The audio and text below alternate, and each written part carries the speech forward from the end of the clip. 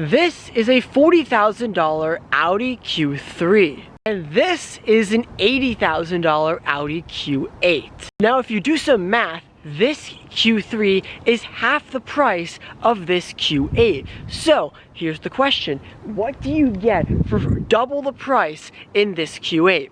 This is Shep's Garage, and I hope you guys do enjoy this video. Of course, if you're new to the channel, this is the first time seeing my face on your screen, don't forget to please click the subscribe button for more awesome comparisons like this video. Let's stop all the chatter and let's get into the video. Now, obviously, I can point out the obvious here. Because this is 2 times as much as this should be 2 times as better than this. However, I'm not going to do that in this video. Today, I'm just going to break this video down to 5 simple categories: engine size, exterior, interior, technology, and practicality, to find out if it's really worth doubling your money and buying this or saving 40 grand and just buying this. Let's start off with exterior design. So with the Q8, you do have a lot of Audi design elements as being Audi's flagship SUV. So you do have the big hexagonal grille, you do have these for lane keeping or radar or whatever those are. You have these really cool matrix design LED headlights, which when you unlock the car, they do a cool dance. That's pretty sick. And then coming down the side, you have great lines.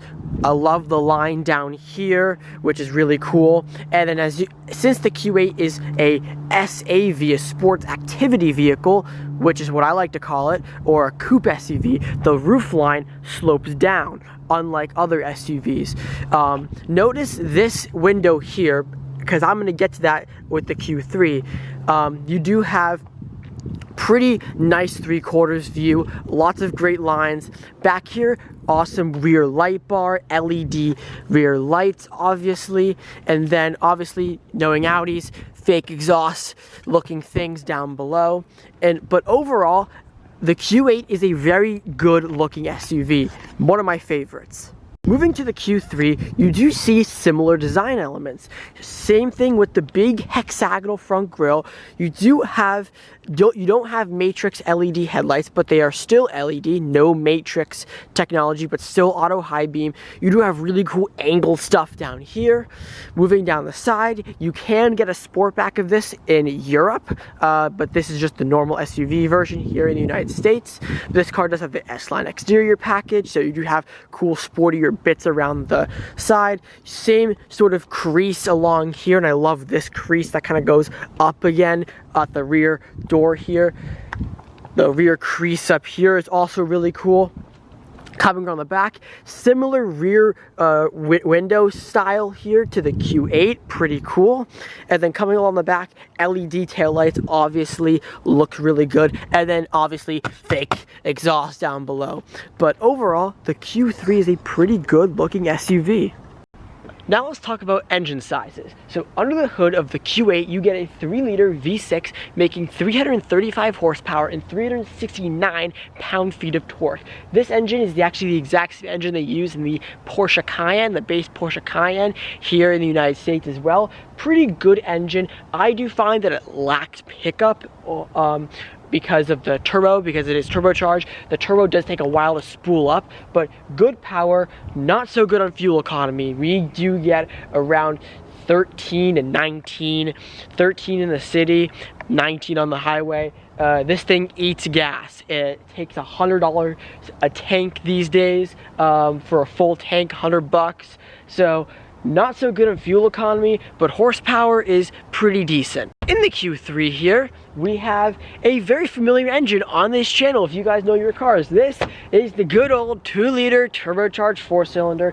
This one though, because it's a Q345 TFSI, you have a 228 horsepower engine with 261 pound-feet of torque. if you guys know me, and I love my 2-liter turbocharged engines, this engine is no different. You still get pretty good power, and it makes similar power to like a Mark 7 GTI, which is pretty cool. More power than a base A3 as well, like my dad has, or a fully loaded A3 like my dad has, I should say. But pretty good power here, very good engine, definitely a lot better on fuel economy and gas, because instead of 93, this can take like 87 or something, which is pretty interesting. Moving on to the interiors of these cars, and starting with the Q8, which is gonna be a big difference from the Q3. This is where we're gonna start seeing some major changes. Now, this is a fully loaded Q8 Premium Plus trim from 2021. So it's not a prestige and it's not a base premium. It's kind of like the middle level. So we're gonna find some nice features in here, including heated and ventilated seats, which are perforated.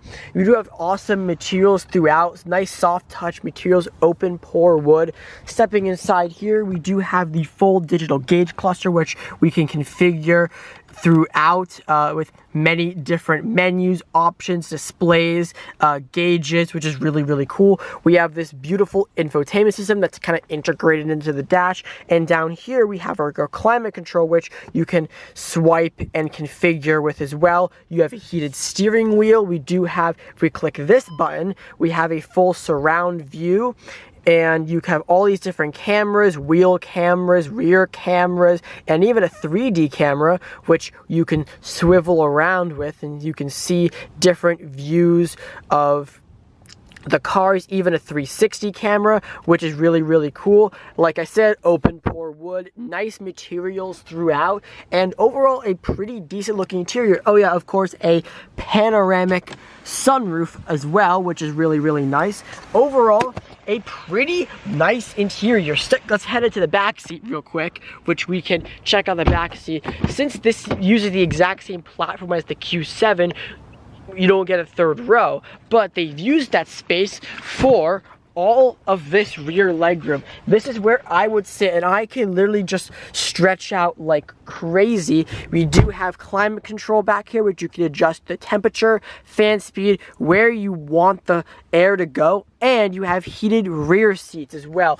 You also do have ashtrays, if you're into that sort of thing. We have ashtrays, never been used in this family, obviously, but overall, a very nice and luxurious interior. It does really feel like an $80,000 car. If you step up to the prestige trim level, you can get things like an Alcantara headliner. You can get more luxury features in the back seats, like 2 window switches to control each rear passenger window and rear sunshades as well. Into the interior of the Q3 here, we can see that we still do have a nice interior here. We do have nice soft touch materials on the door and stitching on the door as well, but you do have some plastic going along the door here as well. No Bang & Olufsen sound system in this specific car, just the normal Audi concert sound. Since it does have the S-Line package, you get S-Line door sills and pretty nice looking seats, which are heated as well.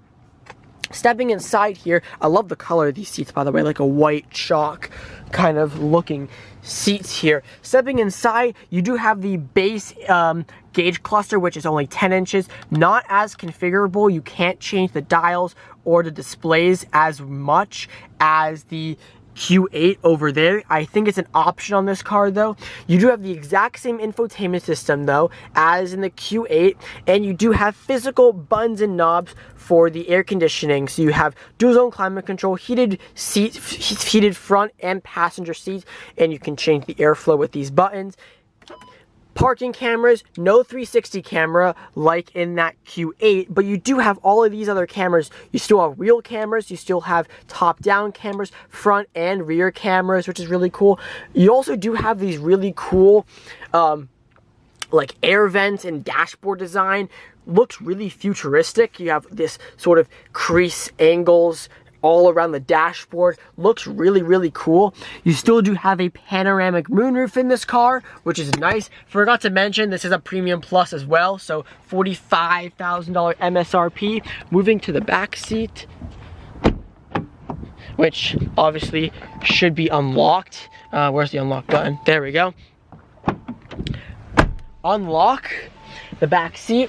As you can see, my driving position up here, not as much legroom as you can see, but you still do have exact same all right quality soft touch materials on the doors, nice cool angle door panels, and some nice stitching right there.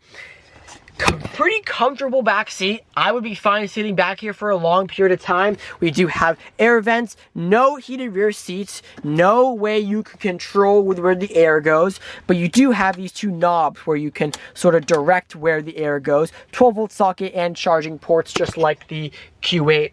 Overall, a pretty decent interior and back seat. Now moving on to the trunk space. Now starting with the Q8, this car does have an automatic trunk as standard, so open the trunk here and apologize for the mess. This is my brother's car, so that's why there's basketball shoes, a tripod, and Costco water. Life as a basketball player, am I right? Anyways, this car does have 30.5 cubic feet as the way it is right now, but double that, 60.5 cubic feet with all the seats down. Now one thing that people should know is that because this car has a sloping roofline, the trunk space is not square like most SUVs. So as you can see, the roof comes down, as you can see, kind of like on that side. So this does hog space because you are paying for that sexy look of the coupe-like SUV. But overall, decent trunk space. I would say if you're looking for a car for trunk space that's this size,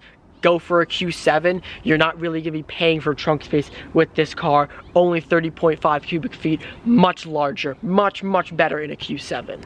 Moving on to the Q3. Now this car does come with an automatic trunk as standard, but you can't open it with the key. I suspect because Audi has not updated the key for this car since this is the exact same key that my dad had on his 2008 A4 way back in the day. Still have no idea why Audi hasn't changed it, but anyways, open the trunk, automatic trunk is standard. This car has 23.7 cubic feet of cargo room in the back seat, in the back trunk space here, but around 50 cubic feet with it all the way down. Now this car is way more SUV-ish, so that's why the roof line doesn't slope as much. So you probably can get similar space back here compared to the Q8. The Q8 is maybe 10 cubic feet bigger, pretty significant, but overall with these seats down, you can probably get a good amount of stuff here because of that high ceiling, because of the normal SUV like look to it. So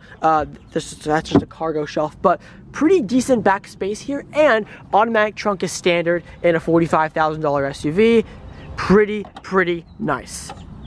The last thing is technology. Now I could go into the mini niggle things with these technologies on these two cars, but I'm not going to, because this $40,000 Q3 uses the exact same infotainment system as an $80,000 Q8. It is basically the exact same infotainment system. Sure, I can go and pick out the tiny little things with these infotainment systems, but I'm not going to because it's practically the exact same user experience, which is a great thing about Audi, is that they share the infotainment system throughout the entire model range. So this Q8 and this Q3 use the exact same infotainment system as the $150,000 Audi RS e-tron GT, which is crazy. So, in conclusion, is it worth spending double your money to get the Q8 or to save 40 grand and buy the Q3?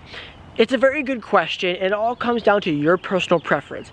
My opinion is I would 100% spend double the money to get the Q8 because I think this is a really good looking SUV. It's definitely the best looking Audi SUV out of the whole range.